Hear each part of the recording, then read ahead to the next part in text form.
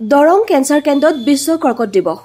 Assam cancer care ফাউণ্ডেশ্যনৰ অন্যতম জিলা কেন্দ্ৰ দৰং কেঞ্চাৰ কেন্দ্ৰত কালি বিশ্ব কৰ্কট দিৱস পালন কৰা হয়। এই উপলক্ষে পুৱা এক ৰেলী উলিওৱা হয়। এই ৰেলী আনুষ্ঠানিকভাৱে উদ্বোধন কৰে জিলা অতিৰিক্ত আয়ুক্ত মানস কুমাৰ শইকীয়াই। এই ৰেলী সামৰণিত অনুষ্ঠিত হয় কেঞ্চাৰ সজাগতা সভা। কেঞ্চাৰ কেন্দ্ৰৰ সমন্বয়ক নিৰঞ্জন শইকীয়াই আঁত ধৰা সজাগতা সভাখনত জিলা যুটীয়া স্বাস্থ্য সেৱা সঞ্চালক ডাঃ ৰমেশ চন্দ্ৰ গোস্বামী, কেঞ্চাৰ কেন্দ্ৰৰ চিকিৎসক ডাঃ শিবা সেণ্ট মেয়ৰ, ডাঃ মানস ৰঞ্জন সেনাপতি, ডাঃ ছাহিদুল ইছলাম, অসম মহিলা আয়োগৰ উপাধ্যক্ষা নীলিমা দেৱী প্ৰমুখ্যে বহুকেইগৰাকী ব্যক্তি অতিথিৰূপে উপস্থিত থাকি বিষয়বস্তুৰ ওপৰত বক্তব্য ৰাখে। News desk AIN live. ধন্যবাদ জ্ঞাপন কৰিছো। আৰু আন এগৰাকী ব্যক্তিক মই মঞ্চলৈ আমন্ত্ৰণ জনাম আমাৰ এই ৰেলীটোত বিশেষভাৱে সহায় কৰা 10 গৰাকী কেঞ্চাৰ ৰোগীক নিৰাময়তা দিব পাৰে। তেনেহ'লে আপোনালোকৰ এই যিটো জীৱনৰ যাত্ৰা আৰম্ভ কৰিছে এয়া সফল হ'ব।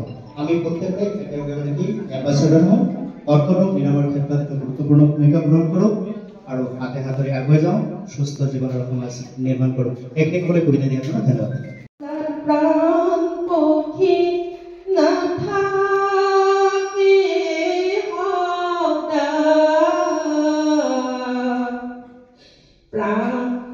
সময় হলে প্রাণ পক্ষী উড়ি গুছি যায়, ওইরা উড়ি উড়ি যায় পক্ষী অজানে হলো,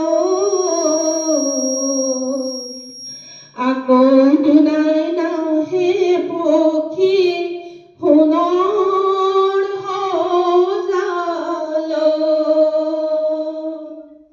যিকোনো খবৰ আৰু বিজ্ঞাপনৰ বাবে যোগাযোগ কৰক 7896121996 লগতে 7002537271 আৰু 9854011916।